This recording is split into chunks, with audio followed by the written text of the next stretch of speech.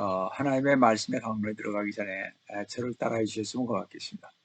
성경은 하늘의 책이다. 그래서 성경을 가까이 하면 세상이 멀어지고 성경을 멀리하면 세상에 가까워집니다. 오늘도 주님 안에서 여러분과 함께 은혜의 말씀을 나누려고 하는 것은 아까 봉독해 올린 한글 킹제임스 성경 요한계시록 14장 14절에서 20절로서 마지막 때에 성경을 여는 종말론 강의 110번째 제3부 요한계시록 강의 51번째로서 마지막 추수와 진로의 포도즙 틀이라는 제목으로 이 시간 여러분과 같이 은혜를 나누려고 합니다. 대환란은 하나님의 권위에 도전하고 그 영광을 탈취하려는 적 그리스도로부터 세상의 모든 사람들이 크나큰 박해를 받는 시기인 것입니다. 이 마귀 화신이 적 그리스도가 그의 적개심이 최고조로 이르러 대략 3년 반 동안 전 세계에 흩어져 있는 대환란 전에 휴가받지 못했지만 회개하고 순교를 각오한 성도들에게 광란의 횡포를 부리는 기간이 바로 대환란인 것입니다. 적그리스도는 전 세계에 사는 백성들에게 대환란 후 3년 반에는 종교의 자유를 전면 박탈하고 적그리스도의 우상을 섬기게 하여 적그리스도인 자신을 믿지 않고 따르지 않는 자들에게는 대대적인 핍박과 공포를 자행하게 하고 수많은 순교자가 속출할 것입니다. 우리는 적그리스도가 얼마나 잔인하게 또 무자비하게 박해하였으며 그로 인해 하나님께서 얼마나 무서운 진로를 대환란 후반기에 악인들에게 퍼부으시는지를 보게 될 것입니다. 주 예수 그리스도님께서 지상에 재림 직전 최종적인 사건이 하나님의 무서운 진로의 대환란 끝에는 곡식과 포도송이의 추수가 있는 것을 보게 됩니다. 자, 그럼 첫 번째 추수는요, 주 예수 그리스도님께서 하십니다. 주 예수 그리스도님께서 곡식인 성도를 구원하시고 모으시는 것은 참으로 우리 모든 성도들에게는 위로와 감사가 되겠습니다. 요한계시록 14장 14절을 보시면 또 내가 쳐다보니 보라 흰 구름이라 그 구름 위에 인자와 같은 이가 앉았는데 그분의 머리에는 금면류관을 썼고 손에는 예리한 낫을 가졌더라. 여기 흰 구름은 바람에 밀려 떠다니고 비를 오게 하는 그 자연적인 구름이 아니고 주님의 거룩성과 존엄성을 나타내는 그런 구름인 것입니다. 그리고 인자와 같은 이라는 명칭은 주님의 모습을 보여주는데 주 예수 그리스도님께서는 재림과 심판 때에는 적 그리스도의 세력에 대해서는 두렵고 무서운 불로 나타나시지만 우리 성도들에게는 다정하고 자비로운 모습으로 나타나시는데 그런데 금면류관을 쓰셨다고 했습니다. 주님께서 금면류관을 쓰셨다는 것은 만왕의 왕으로서 모든 권세와 심판의 권세가 주어졌음을 보여주는 그런 말씀인 것입니다. 다니엘서 7장 13절에서 14절에 보시면 알 수가 있습니다. 자, 이것으로 보아 초림 때의 지상에서의 모습과는 전혀 다른 주님께서 재림하실 그 모습을 볼 수가 있습니다. 만왕의 왕이요 만주의 주이신 주님께서 종말에 자신의 그 뿌린 열매의 씨를 예리한 낫으로 거둔다고 했습니다.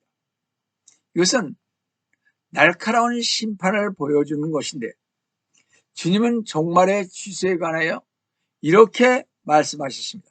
마태복음 3장 12절을 보시면 그분은 손에 키를 들고 자기의 타작마당을 철저히 정결케 하시며 자기의 알곡은 모아서 창고에 들이실 것이나 죽정이는 꺼지지 않는 불에 태우시리라. 그러므로 주 예수 그리스도님께서는 낫을 들고 수수하시면서 알곡과 죽정이를 골라내실 것입니다. 추수 이전에는 알곡이 상할 것을 염려하여 죽정이를 뽑아내지 못하였지만 종말의 추수 때에는 죽정이를 가차없이 뽑아내시고 죽정이를 영원한 불에 던져 태울 것입니다. 적그리스도를 따랐던 악인들은 추수의 낫을 드신 주 예수 그리스도님을 어떻게 두려움과 떨림으로 바라볼 것입니다. 하지만 적그리스도를 따르지 않고 믿음을 끝까지 지킨 성도들은 기쁨으로 어떻게 주 예수 그리스도님을 맞이할 것입니다. 주 예수 그리스도님은 예리한 낫을 가지시고 곡식을 거두되 남김없이 다 거두어 하나님의 영원한 영광의 곳간에 드릴 것입니다. 그리고 대환란 끝에 주 예수 그리스도님께서 나타나셔서 성도들을 곳간에 드리는 휴거가 일어날 것입니다. 할렐루야. 계시록 14장 15절을 보시면요.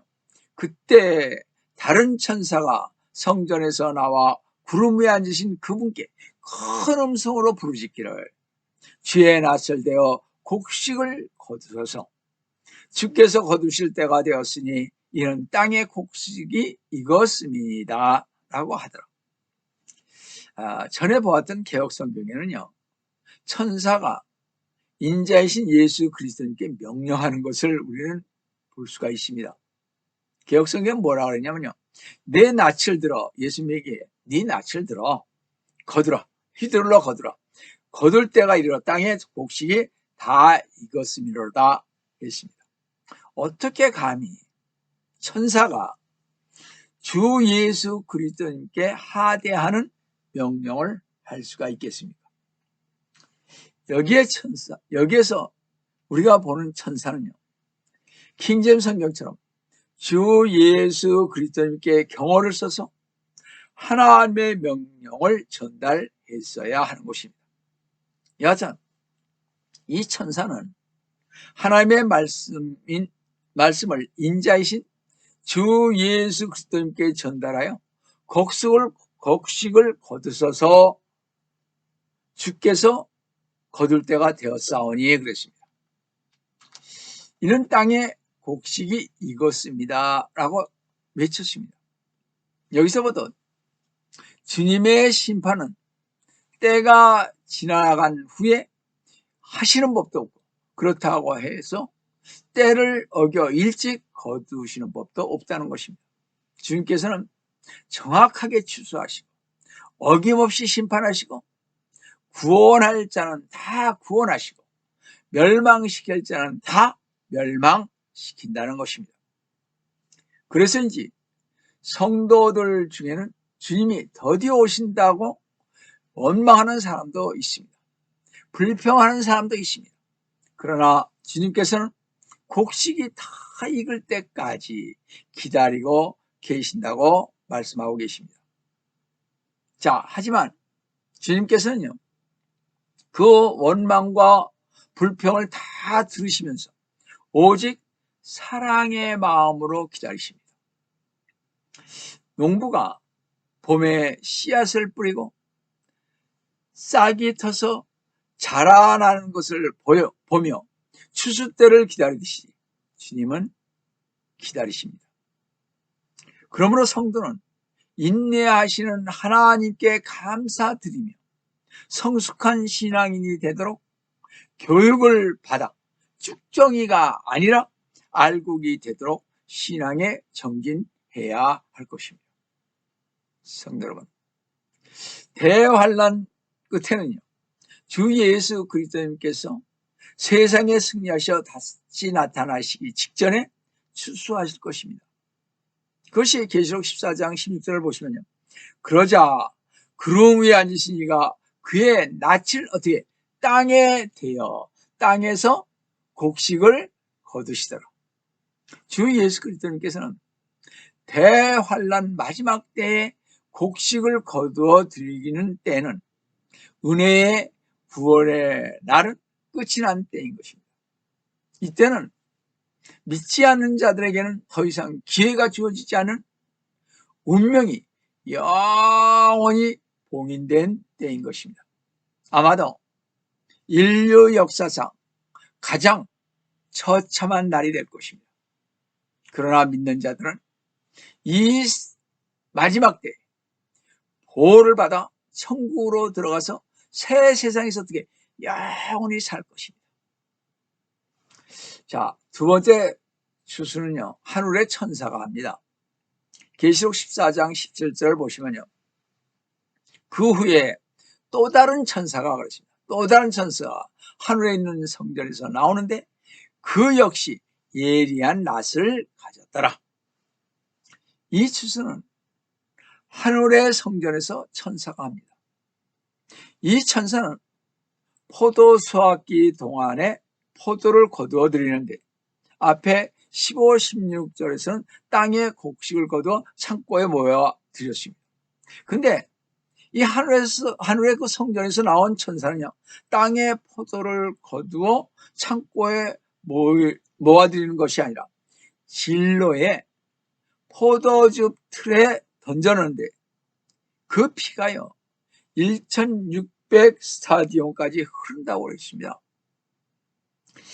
계시록 14장 18절 보시면요, 불을 다스리는 권세를 가진 또한 천사가 계단에서 날아 예리한 낫을 가진 자에게 큰 소리로 외쳐 말하기를 너의 예리한 낫을 대어 땅에 포도 송이를 거두라. 이는 그 포도들이 다 익었음이라고 하더라. 천사가 하늘의 성전에서 나왔다는 것은 하나님께로부터 뭐예요? 이 일을 하라고 하는 증거를 받았다는 것입니다. 그렇죠?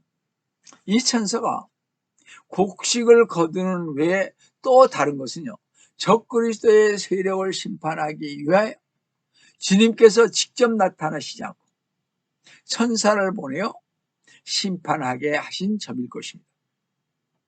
사실상 믿는 성도들을 구원하실 때는 주님께서 직접 나타나셨지만 적그리스도의 세력을 멸망시킬 때는 주님께서 직접 나타나시지 않은 것을 볼 수가 있습니다.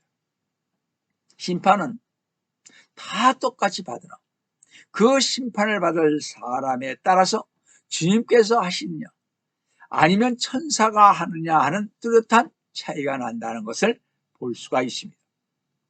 심판을 받는 사람에 따라서 그 결과도 뚜렷하게 차이가 나는데 구원받은 사람은 천국에, 주님을 믿지 않는 세상 사람들은 지옥에 처해짐을 볼 수가 있습니다. 그런데 성도 여러분, 놀라운 사실 하나는요, 적그리스도의 세력을 심판하는 천사에게 하나님의 말씀을 전하는 천사가 있는데 그 천사는 뭐예요? 불을 다스리는 권세를 가졌다는 것입니다. 이 천사는 계시록 7장 1절에 바람을 붙잡는 천사나 계시록 16장 3절에 물의 천사와 함께 특별한 사명을 지니고 있음을 봅니다. 지난번 계시록 8장 5절에서요, 천사가 향로를 가져다가 제단불을 담아서 땅에 쏟으니 거기에서 음성들과 천둥들과 번개들과 지진들이 일어났던 것으로 보아 여기서 말하는 불의 천사는 하나님의 진로의 심판을 상징하고 있으므로 금양로를 가지고 있는 천사일 것입니다. 히브리서 12장 29절을 보시면 우리 하나님은 소멸케 하시는 불이심이라 한 것으로 보아 하나님께서 진로의 심판을 집행하실 때 하나님의 수종을 드는 천사일 것입니다. 근데 이 천사가요, 제단에서 나와 계시록 14장 18절 뭐라 했으면 예리한 낫을 내어 땅에 포도 송이를 거두라. 이런 그 포도들이 다 익었음이라고 했는데, 이 제단은 계시록 8장 5절의 제단이라는 말과 같은 말입니다.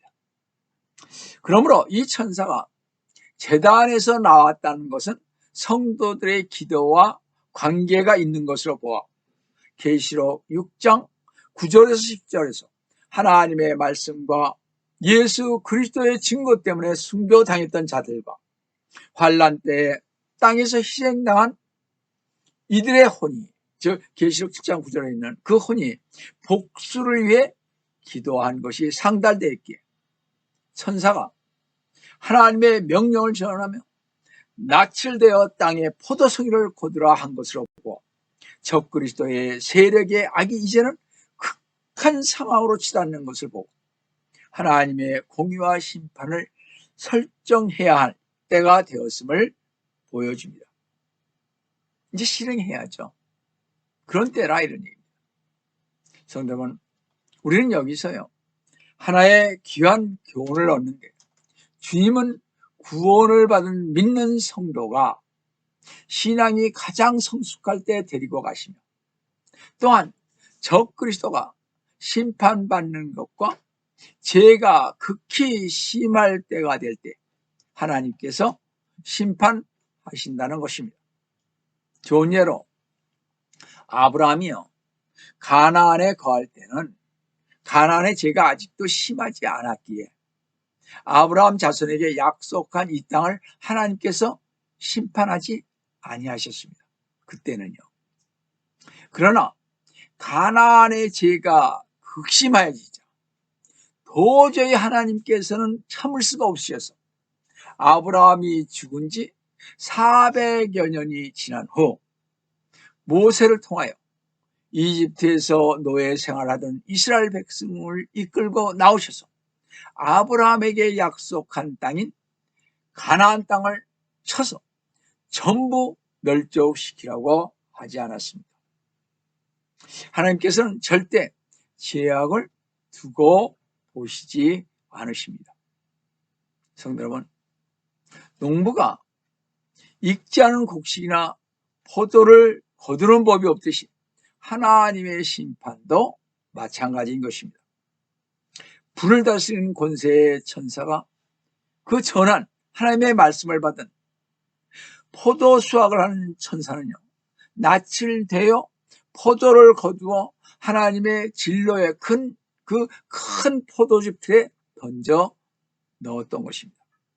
이것이 계시록 14장 19절을 보시면, 그러므로 그 천사가 낯을 땅에 대어 땅에 포도송이를 거둬서 하나님의 진로의 큰 포도즙 틀에 던져 넣으니라.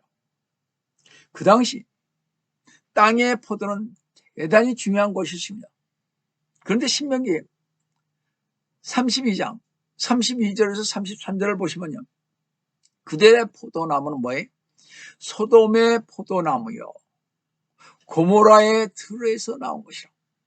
그들의 포도는 쓸개 포도니 그 송이들은 쓰며 그들의 포도주는 용의 독이요 독사들의 지독한 독이라 그러십니다. 여기 나오는 포도는 하나님이 쓰지 않는 포도인데 하나님께서 저주하여 없애버릴 포도인 것입니다. 이 포도는 하나님께서 계시록 14장 18절에서 19절에서 예리한 낫을 대어 포도틀에 넣을 포도인 것입니다.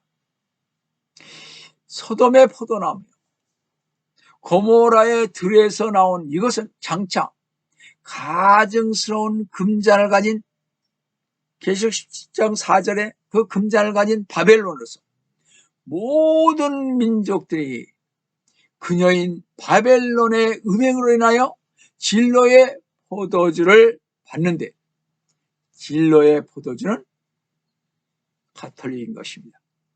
계시록 18장 3절이죠. 이것은 로마 가톨릭에 대한 것은요, 요한계시록 17장 18장에서 제가 다시 말씀드리겠습니다. 여하튼 땅의 포도는요, 구원받지 못한 종교인들의 거대한 집단들로서 문자 그대로 주님의 발밑에 짓밟혀서 피로 주님의 옷을 온통 적실 것입니다. 이사야 63장 1, 4절 보시면요. 보스라, 보스란 사해 남쪽을 얘기합니다. 남쪽에 있는 곳이죠. 이 보스라에서 물들인 옷을 입고 에돔에서, 그것도 사해 남쪽이죠. 지금의 요르단입니다. 오는 이가 누구인가? 그의 의복이 화려하고 그의 능력의 위엄으로 거리는 이가 누구인가? 이것은 주님께서 재림하실 때 왕의 대로입니다. 왕으로 오실 그 길을 말씀하는 것이죠. 왕의 대로를 하시면 아마 주님이 재림하실 때 오실 경로를 여러분은 알 수가 있을 것입니다. 전에 성경 공부에서 제가 말씀드렸기에 다음 시간 있으면 또 한번 말씀드릴 기회가 올 것이라 믿습니다. 여하튼 오는 이가 누구인가, 거는 이가 누구인가 라고 물었을 때 의로 말하는 나니 구원할 능력 있는 나라다 했습니다. 바로 주님을 가리키고 있습니다. 그때 2절에서 다시 질문하기를 어찌하여 네 의복이 붉으며 네 옷이 포도즙 틀을 밟는 자 같은가 그러십니다. 이렇게 말을 했을 때 3, 4절의 대답을 이렇게 대답이 나옵니다. 나는 홀로 포도즙 틀을 밟았고 백성 중에 나와 함께한 자가 아무도 없었도다. 나의 분함으로 그들을 밟고 나의 진로함 속에서 그들을 짓밟으리니 그러면 그들의 피가 내 옷 속에 튀어서 내가 내 의복을 모두 얼룩지게 할 것이다. 4절에 이런 복수의 날이 내 마음속에 있고 내 구속의 해가 오기 때문이다. 이 구절들은 조금 더 의심의 여지가 없이 구세주이신 주 예수 그리스도님께서 오실 때 아마 복수하려고 오늘 표현하는 사자처럼 그의 적들을 진로의 심판을 짓밟을 때 피가 주님의 옷에 온통 튀는 것을 말하고 있음을 봅니다. 성도 여러분, 이것은요 주의 날인 주 예수 그리스도님께서 재림하신 이 날은 전에도 없었고 이후에도 없는 하나님께서 그의 적들에게 질투하시고 진노하시고 복수하시는 날인 것입니다. 성도 여러분, 어떤 사람이 이 세상에서 복 있는 삶을 살다가 죽는 사람입니까? 지금까지의 설교를 통해서 주님의 재림의 날과 천년왕국과 대환란을 볼 때마다 느끼는 것은 먼저 주 예수 그리스도님 안에서 있던 자들인 것을 우리는 알 수가 있습니다. 어떻게든지 주 예수 그리스도님 안에서 잘 익은 곡식이 되어가지고 주 예수 그리스도님 안에서 죽을 수 있는 사람이 복 있는 사람인 것이죠. 따라서 우리가 적극적으로 이 세상에서 해야 할 일은 잘 익은 포도 송이들을 향하여 하나님의 심판이 가까웠음을 외치고 생명의 복음을 증거해야 할 것입니다. 주님께서 심판의 예리한 낯을 대시기 전에 한 영혼이라도 더 구원하는 것이 우리의 사명임을 명심하셔서 더욱더 점도에 힘쓰시는 성도 여러분 되시기를 주 예수 그리스도님의 이름으로 축원합니다. 성도 여러분, 이 큰 심판의 장소는 심판 받는 사람들을 다루는 곳으로서 하나님의 심판의 큰 포도즙들은 예루살렘 밖인 시외인 것입니다. 계시록 14장 20절을 보시면요. 그 포도즙 틀이 도성 밖에서 짓밟히니 그 틀에서 피가 흘러나와 마을 곱비까지 닿았고 1600 스타디온까지 퍼지도록 하나님의 가장 무서운 심판이 퍼부어질 것은 예루살렘 도성 밖인 것입니다. 그런데 포도즙 틀에서 피가 흘러나와 마을 곱비까지 닿았다고 했습니다. 그렇다면 피가 흘려 마을 곱비까지 닿을 정도의 포도즙 틀은 어느 정도의 크기인가 하는 것입니다. 예수님 당시 시대에 포도즙 틀은요, 직경 6피트에서 8피트 직경입니다. 그러니까 높이는 약 2피트에서 3피트로서, 즉 60cm에서 90cm 높이로서 포도를 그 원형 탱크 같은 그 곳에 넣고 신발을 벗고요, 발과 다리를 씻은 후 그 통 속에 들어가 포도들을 오래 밟으며 돌아다니는데, 포도가 밟혀서 어떻게 완전히 으깨어지면 사방에 일정한 간격으로 주둥이가 있어서 포도즙이 차서 이 즙이 2 내지 3피트, 즉 60cm에서 90cm의 높이에 있는 주둥이들로 흘러 들어간대. 이것이 바로 포도즙 틀인 것입니다. 근데 이 포도즙 틀에는요, 피가 흘러나와 1600 스타디온까지 흘렀다 그러십니다. 1스타디온이 606피트이니까 약 1스타디온은 191m입니다. 따라서 1600 스타디온 곱하기 191m는 약 305km이므로 약 200마일이며, 또 말 곱비의 높이는 대략 얼마일까 하면 대략 150cm라고 그러십니다. 말이요, 머리를 내리면 이렇게 내리잖아요. 그럼 대략 말 곱비가 땅에서 약 1m 정도가 됩니다. 자, 그럼 성도 여러분, 피가요 대략 1m 높이로 어떻게 200마일을 흐른다고 생각해 보시기 바랍니다. 아마 제가 생각하기에 샌프란시스코에서 적어도 렉타워 가는 정도 거리가 될 것 같습니다. 굉장히 멀죠. 얼마나 끔찍한 일이 주님의 재림 직전에 대환란 마지막 때에 일어날 것인지를 짐작해야 하고 있습니다. 그래서 요엘 선지자는 재림을 슬픔의 날, 흑암의 날이라고 불렀던 것입니다. 요엘서 1장 15절을 보시면 슬프도다 그날이여, 이는 주의 날이 가까웠으며 전능하신 분으로부터 오는 멸망처럼 그날이 올 것임이라 했으며, 스가랴 선지자가 메시아이신 주 예수 그리스도님의 재림 직전에 닥칠 마지막 큰 전쟁을 예언할 때 스가랴서 14장 2, 3절에서 이렇게 하나님의 말씀을 전했습니다.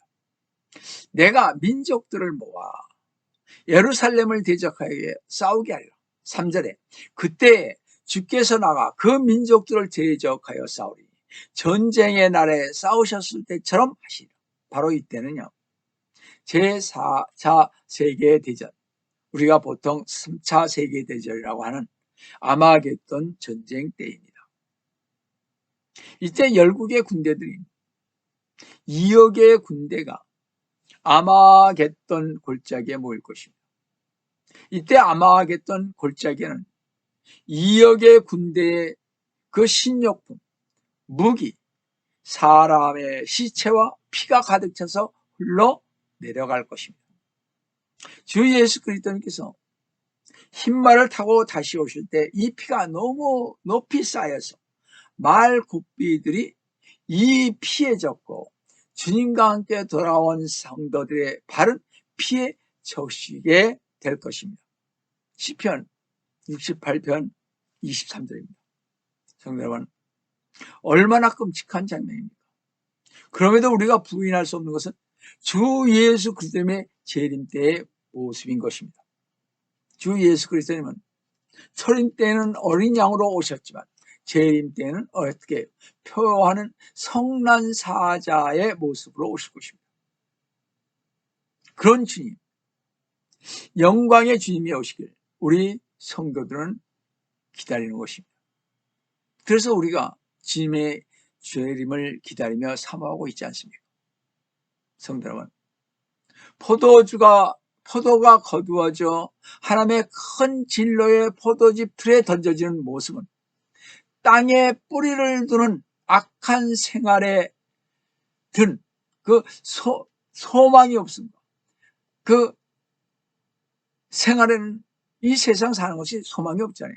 소망이 없는 것과 악인이 형통하고 잘 되는 것처럼 보이는 것은 일시적인 형통이라는 것을 아시고, 성도들은요, 위의 것을 찾고 주님의 오심을 소망 중에 기다리며 이 세상에서 신앙생활을 하되 오직 주님의 뜻을 쫓아 주 예수 그리스도의 이름으로 복음을 증거하시는 우리 모든 참된 성도가 되시기를 속히 어린하신 주 예수 그리스도의 이름으로 축원드립니다. 다시 기도하겠습니다. 사랑의 하나님 아버지, 저희들 이 말씀을 볼 때마다 주님, 정말 주님을 믿은 것이 얼마나 복된 것인지, 얼마나 주님이 저희들을 사랑하셨는지 알 수가 있습니다. 주님, 또한 주님께서 그 오신마 하신 그 약속을 소망 중에 저희들을 기다리게 해주신 우리 주님, 이 땅에서 주님의 재림을 모르고 복된 소망이 무엇인지를 모르는 이 사람들에게 저희들 주님의 재림과 복음과 앞으로 정말 지금 이루어질 그 천국을 증거하는 데 부족함이 없는 저희가 될 수 있도록 주님 도와주시옵기를 원합니다. 오늘도 주님께서 저희와 함께 해주심을 감사하옵고 주의 이름 받들어 간절히 기도드리옵나이다. 아멘.